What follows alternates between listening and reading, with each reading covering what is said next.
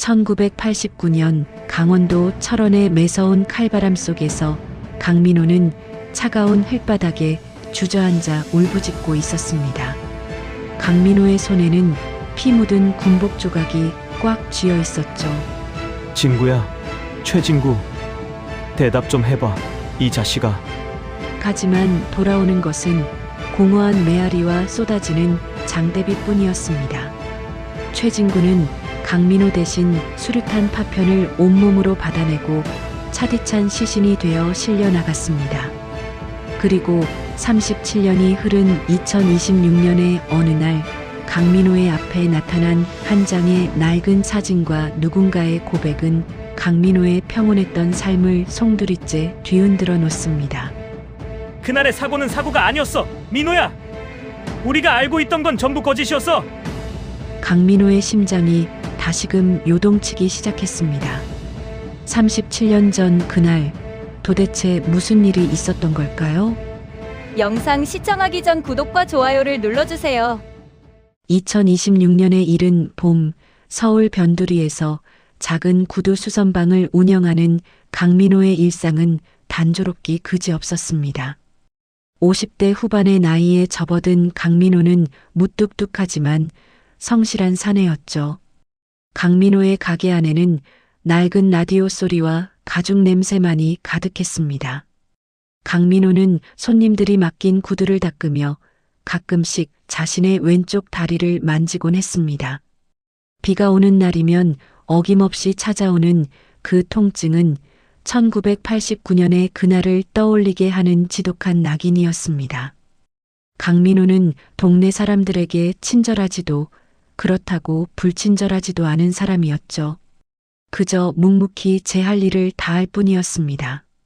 하지만 강민호의 내면에는 누구에게도 말하지 못한 깊은 수렁이 있었습니다.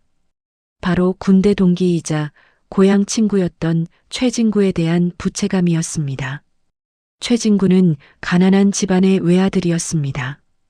강민호와 최진구는 같은 날 동반 입대를 했고 저녁 후에는 같이 고생하는 어머니들을 모시고 잘 살아보자고 약속했었죠. 강민호의 책상 서랍 깊숙한 곳에는 최진구와 함께 찍은 빛바랜 사진 한 장이 들어 있었습니다. 군복을 입고 어색하게 웃고 있는 두 청년의 모습. 강민호는 매일 아침 가게 문을 열 때마다 그 사진을 보며 혼잣말을 하곤 했습니다. 진구야, 나는 오늘도 이렇게 살아가고 있다. 네가 못다 산 시간까지 내가 살아야 하는데 이게 참 쉽지가 않다. 강민호에게 삶은 축복이라기보다 견뎌내야 할 숙제와도 같았습니다. 평화로워 보이는 강민호의 일상 밑바닥에는 언제 터질지 모르는 슬픔의 지뢰가 매설되어 있었습니다. 어느덧 해가 뉘엿뉘엿 저물어가던 목요일 오후였습니다. 구두 수선방의 문에 달린 작은 종이 딸랑거리며 낯선 손님의 방문을 알렸습니다. 강민호는 돋보기를 고쳤으며 고개를 들었습니다. 문 앞에는 고급 검정 승용차에서 내린 듯한 정갈한 양복 차림의 노신사가 서 있었습니다. 노신사의 얼굴을 확인한 순간 강민호의 손에 들려있던 구두칼이 바닥으로 떨어졌습니다. 그 사람은 바로 1989년 당시 강민호와 최진구가 속했던 소대의 소대장이었던 박상훈이었습니다. 당시 박상훈은 육사 출신의 전도유망한 엘리트 장교였고 사고 직후 석연치 않은 이유로 다른 부대로 전출을 갔던 인물입니다. 37년 만에 나타난 박상훈의 얼굴에는 세월의 풍파가 가득했지만 강민호는 한눈에 박상훈을 알아볼 수 있었습니다. 강민호의 가슴 속에서 억눌러왔던 분노와 의구심이 동시에 치밀어 올랐습니다. 강민호 병장, 오랜만이네. 아니, 이제는 강민호 사장님이라고 불러야 하나? 박상훈의 목소리는 예전처럼 당당하지 못하고 떨리고 있었습니다. 강민호는 거칠게 대답했습니다. 여긴 어떻게 알고 오셨습니까? 소대장님과는 37년 전에 이미 인연이 끝난 것 아니었나요? 최진구가 죽던 그날 우리 소대는 해체된 것이나 다름없었습니다. 박상훈은 강민호의 날선 태도에도 아랑곳하지 않고 자리에 앉아 품 안에서 낡은 서류 봉투 하나를 꺼냈습니다. 민호야, 내가 죽기 전에 꼭 네가 알아야 할 사실이 있어서 찾아왔다. 사실 나 암이래. 의사가 길어야 6개월이라고 하더군. 저 세상 가서 친구를 볼 낯이 없어서 이렇게 염치불고하고 찾아왔다. 박상훈의 입에서 나온 말은 충격적이었습니다. 강민호의 눈동자가 흔들렸습니다. 박상훈이 건넨 서류 봉투 안에는 1989년 당시의 사고 보고서와 누군가와 주고받은 듯한 편지 몇 통이 들어 있었습니다. 강민호는 떨리는 손으로 서류를 읽어 내려갔습니다. 서류 속 내용은 강민호가 평생 알고 있던 것과 전혀 달랐습니다. 당시 군 발표는 최진구의 조작 실수로 인한 폭발 사고였다고 했습니다. 그 때문에 최진구는 죽어서도 불명예를 안았고 최진구의 어머니는 아들의 보상금은커녕 죄인 취급을 받으며 고향에서 쫓겨나다시피 떠나야 했습니다. 하지만 박상훈이 가져온 진실은 달랐습니다. 그날 수류탄을 잘못 투척한 건 진구가 아니었어. 당시 대대장의 아들이었던 김일병이었지. 그 녀석의 실수를 덮기 위해 부대 전체가 조직적으로 은폐했던 거야. 진구는 네가 위험에 처한 걸 보고 몸을 날려 수류탄을 감싸 안은 거였고, 하지만 윗선에서는 사고의 책임을 죽은 자에게 돌리는 게 가장 깔끔하다고 판단했지. 박상훈의 말에 강민호는 숨을 쉴 수가 없었습니다. 네가 어떻게 그럴 수 있어? 소대장님은 진실을 알고 있었잖아. 네가 그때 한마디만 해줬어도 진구 어머니가 그렇게 비참하게 돌아가시지는 않았을 거 아니야. 강민호는 박상훈의 멱살을 잡고 울부짖었습니다. 37년 동안 강민호는 자신이 진구를 지키지 못했다는 자책감에 시달려왔는데 사실은 그 우정이 권력의 추악한 뒷거래에 이용당했다는 사실에 피가 거꾸로 솟는 기분이었습니다. 박상훈은 눈물을 흘리며 말을 이었습니다. 미안하다, 민호야. 그때 나는 내 앞길이 더 소중했어. 진실을 말하면 내 군 생활도 끝날 것 같았거든. 그런데 그 죄책감이 37년 동안 나를 갉아먹더구나. 여기 이 서류들, 그리고 당시 사건을 은폐하라고 지시했던 사람들의 명단이 적혀 있다. 이제라도 진구의 명예를 되찾아주고 싶어. 네가 도와주지 않겠니?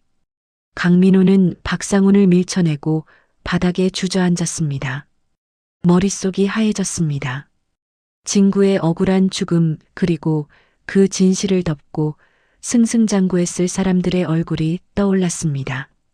특히 당시 대대장이었던 인물은 현재 정계에서 거물급 인사가 되어 존경받는 인물로 살아가고 있었습니다.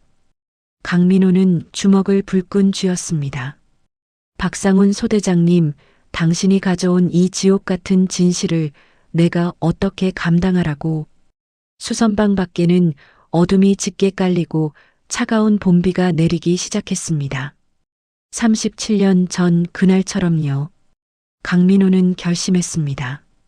이제 더 이상 비겁하게 숨지 않겠다고. 내 친구 진구의 이름을 더럽힌 자들을 결코 용서하지 않겠다고 말입니다. 이야기는 이제 막 시작된 전쟁처럼 긴박하게 흘러가기 시작했습니다. 박상훈이 떠난 뒤 강민호는 뜬 눈으로 밤을 지새웠습니다. 낡은 구두 수선방의 천장 위로 1989년 그날의 화염과 비명이 환영처럼 스쳐 지나갔죠. 강민호는 결심했습니다. 죽은 최진구의 명예를 되찾고 그 가난했던 친구의 어머니가 짊어져야 했던 그 모진 세월의 보상을 받아내겠다고 말입니다. 강민호는 박상훈이 건네준 서류 뭉치를 품에 안고 길을 나섰습니다. 첫 번째 목적지는 당시 대대장이었던 김진식의 사무실이었습니다. 김진식은 현재 여당의 삼선 의원이자 차기 대권주자로 거론되는 거물급 정치인이 되어 있었습니다. 여의도에 위치한 김진식의 화려한 의원회관 사무실 앞에 선 강민호는 자신의 초라한 옷차림에 잠시 주춤했습니다. 하지만 가슴속에서 끓어오르는 분노가 강민호를 앞으로 밀어냈습니다. 강민호라고 합니다. 1989년 철원 6사단 26연대 1대대 병장이었습니다. 의원님께 꼭 드릴 말씀이 있어서 왔습니다. 비서의 싸늘한 시선을 견디며 강민호는 버텼습니다.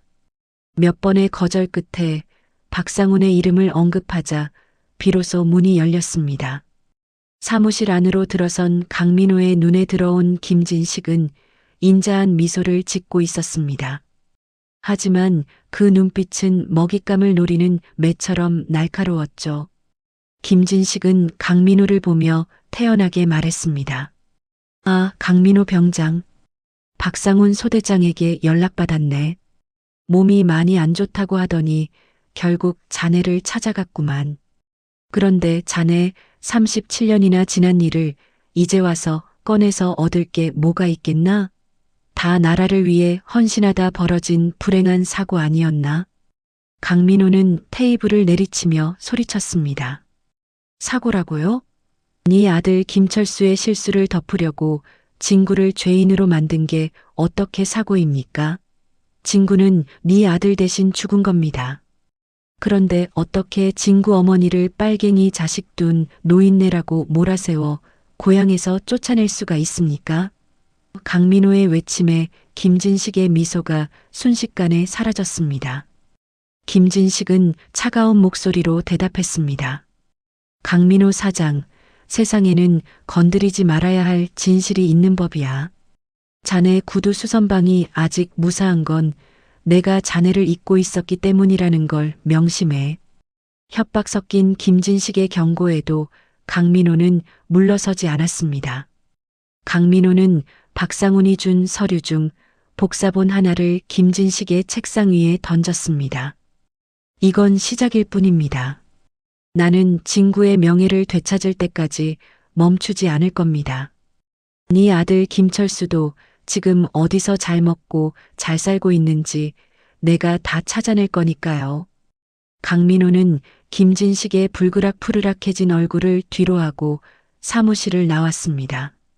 이제 돌이킬 수 없는 강을 건넜음을 강민호는 직감했습니다. 강민호는 그 길로 당시 함께 복무했던 소대원들을 찾아 나섰습니다. 하지만 세월은 너무 많이 흘러 있었고 대부분은 연락이 닿지 않거나 진실을 말하기를 두려워했습니다. 민호야, 그냥 잊어라. 상대는 국회의원이야. 우리 같은 서민들이 이겨서 뭐 하겠니? 과거의 동료였던 이영수의 회유에 강민호는 가슴이 미어지는 것 같았습니다.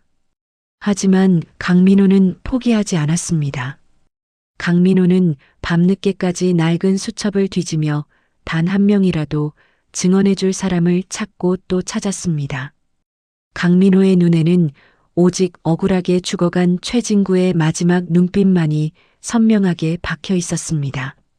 강민호가 진실을 파헤치고 다닌다는 소문은 빠르게 퍼져나갔습니다. 그리고 예상했던 대로 압박이 시작되었습니다.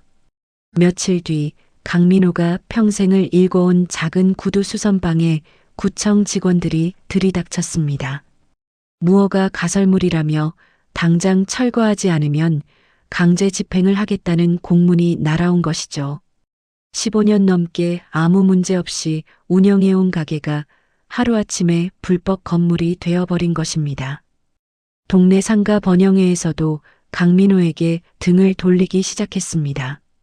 김진식의 보이지 않는 손이 강민호의 숨통을 조여오고 있었습니다.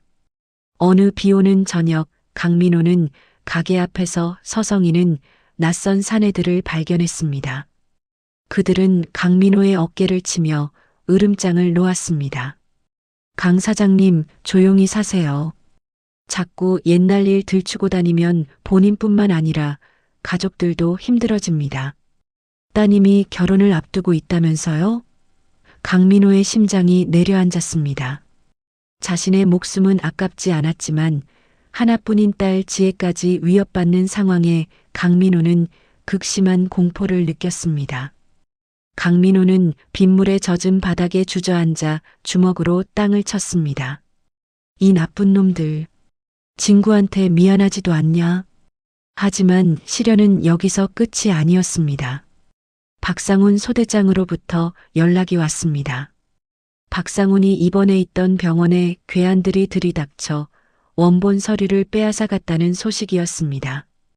다행히 박상훈은 다치지 않았지만 가장 결정적인 증거물인 대대장 김진식의 친필 서명이 담긴 은폐 지시서가 사라진 것이죠. 강민호는 하늘이 무너지는 기분이었습니다. 소대장님, 이제 어떡합니까? 그 서류가 없으면 우린 아무것도 증명할 수 없어요. 강민호의 목소리는 절망으로 가득 찼습니다. 그때 강민호에게 뜻밖의 전화 한 통이 걸려왔습니다. 강민호 해병님. 아니, 강 병장님 맞으십니까? 저 당시 행정병이었던 조철기입니다. 조철기는 당시 사건의 전말을 서류로 정리했던 인물이었습니다. 조철기는 두려움에 떨며 말을 이었습니다. 제가 사실 그때 무서워서 복사본 하나를 따로 숨겨뒀었습니다. 의원님이 사람들을 시켜 박 소대장님 서류를 뺏어갔다는 소식을 듣고 용기를 냈습니다. 진구 형한테 저도 빚이 많거든요. 강민호는 희망의 불씨를 발견했습니다.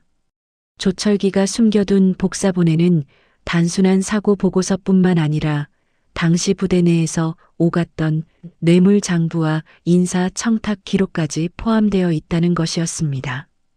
강민호는 즉시 조철기를 만나기 위해 부산으로 향하는 기차에 몸을 실었습니다. 하지만 강민호가 부산역에 도착했을 때 조철기의 전화기는 꺼져 있었습니다. 불안한 예감이 강민호의 머릿속을 스쳤습니다.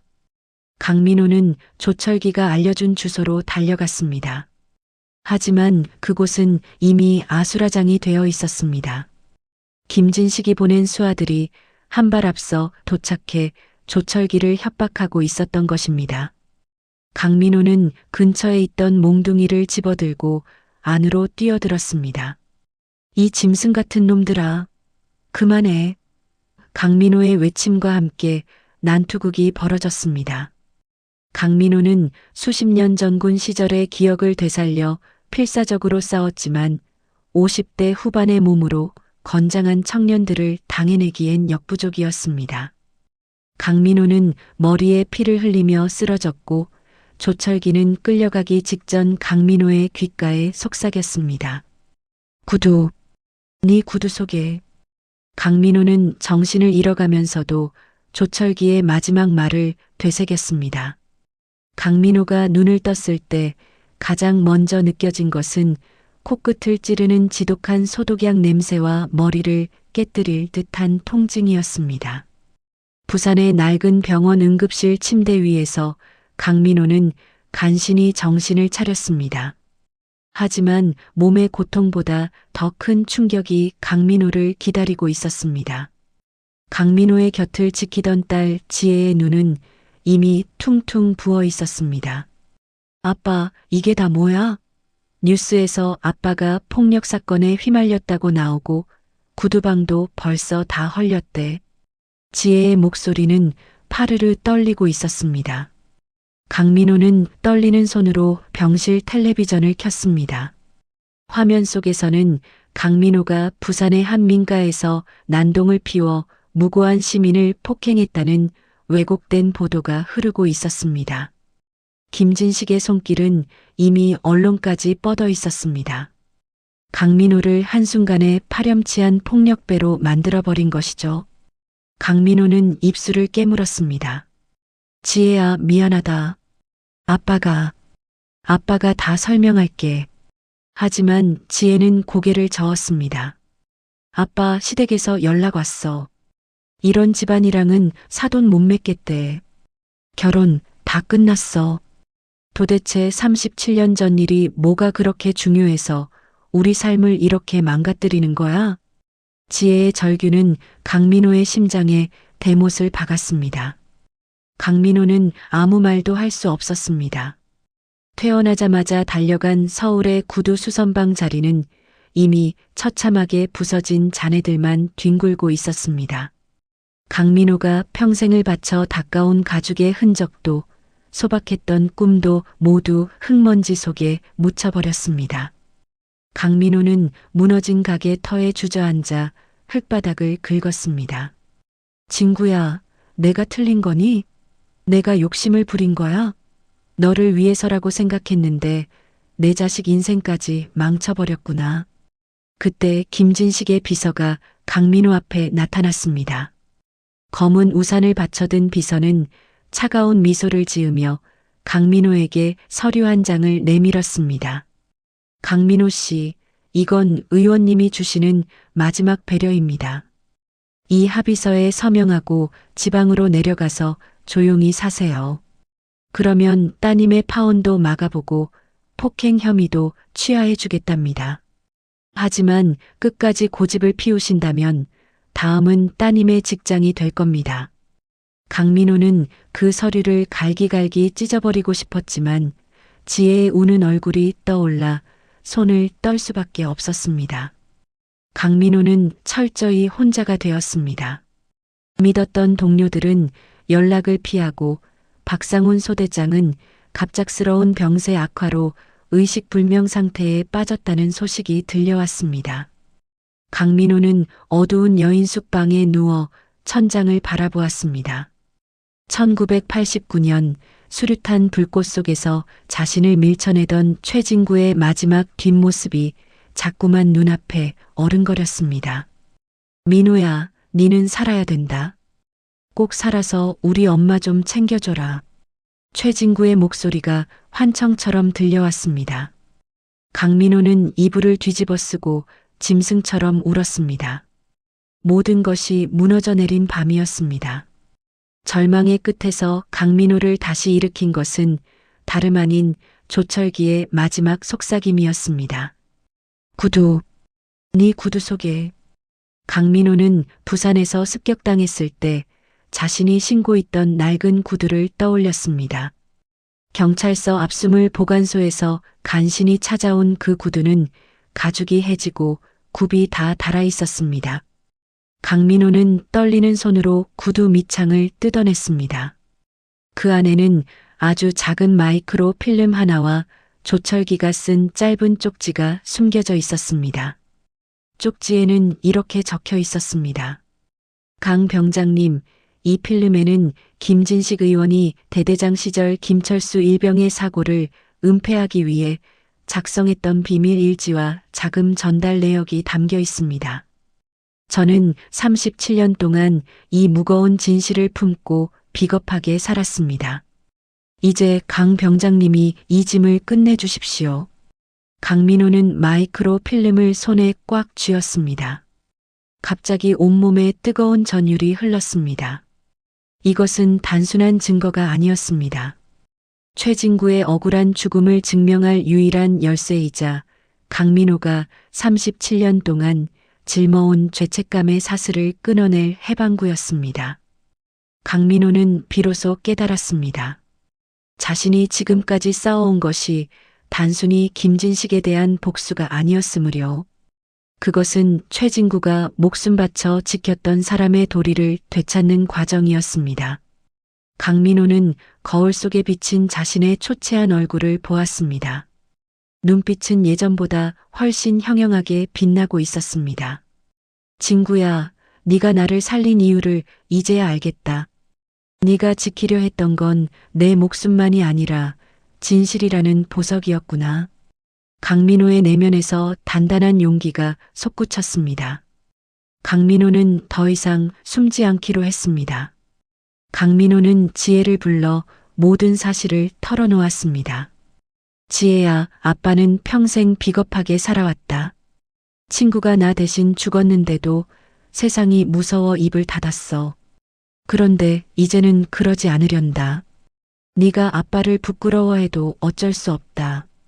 하지만 아빠는 사람답게 죽고 싶다. 지혜는 한참 동안 눈물을 흘리더니 강민호의 손을 잡았습니다. 아빠, 내가 오해해서 미안해. 아빠가 하는 일이 맞다면 나도 끝까지 아빠 편이 될게.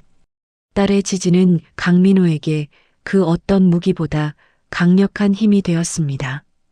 강민호는 이제 마지막 반격을 준비했습니다. 강민호는 과거에 인연이 있었던 정의로운 사회부 기자를 찾아갔습니다. 그리고 조철기가 남긴 마이크로 필름의 내용을 세상에 알리기로 결심했습니다.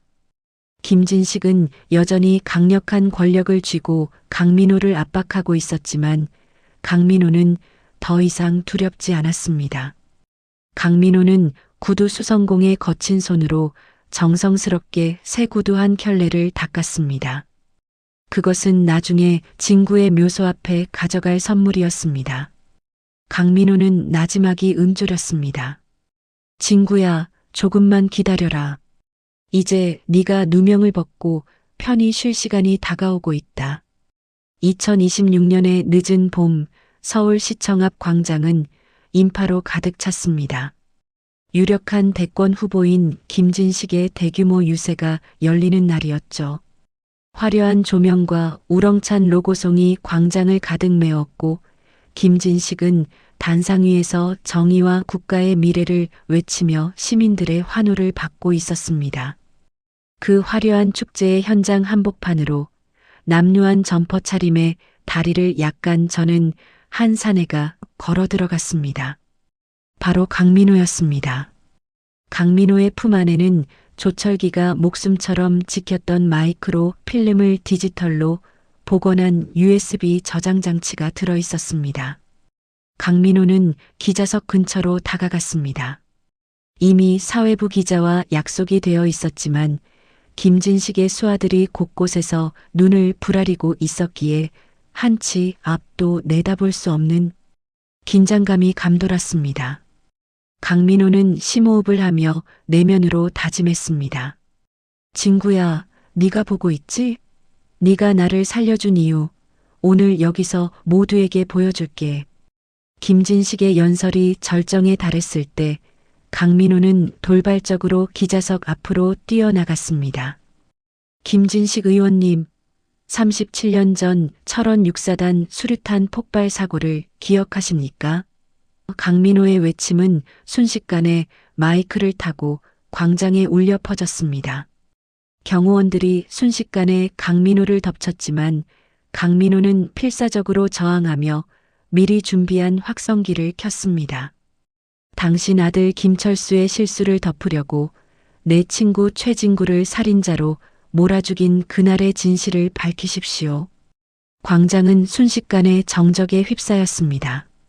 김진식의 얼굴은 찰나의 순간 경련하듯 일그러졌습니다. 하지만 노련한 정치인답게 김진식은 곧 평정을 되찾고 미소를 지었습니다.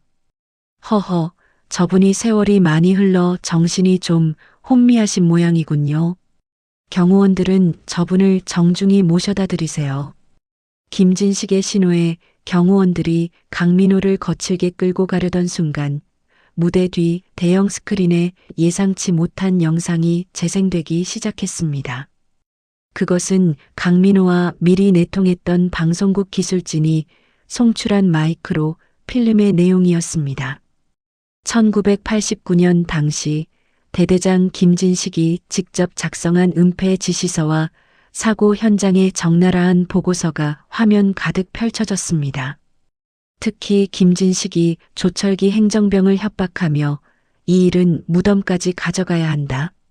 그래야 우리 아들도 살고 부대도 산다라고 말하는 음성 녹취가 광장에 퍼져나갔습니다. 시민들의 환호는 순식간에 야유와 비난으로 바뀌었습니다. 김진식은 당황하며 마이크를 뺏으려 했지만 이미 진실의 파도는 멈출 수 없었습니다. 강민호는 바닥에 엎드려 울부짖었습니다. 진구는 죄인이 아닙니다. 동료를 구하기 위해 몸을 던진 영웅이었습니다. 그런데 어떻게 당신들은 37년 동안 그 어머니를 가슴 피멍 들게 하고 죽은 아이를 범죄자로 만들 수 있단 말입니까?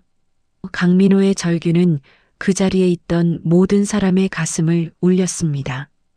김진식의 권력이라는 견고한 성이 평범한 구두수성공의 용기 앞에 무너지기 시작한 순간이었습니다.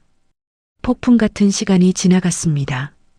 김진식은 그날의 폭로 이후 후보직을 사퇴했고 검찰의 대대적인 재수사가 시작되었습니다. 37년 전의 조직적인 은폐와 뇌물수수 사실이 하나둘 세상 밖으로 드러났습니다.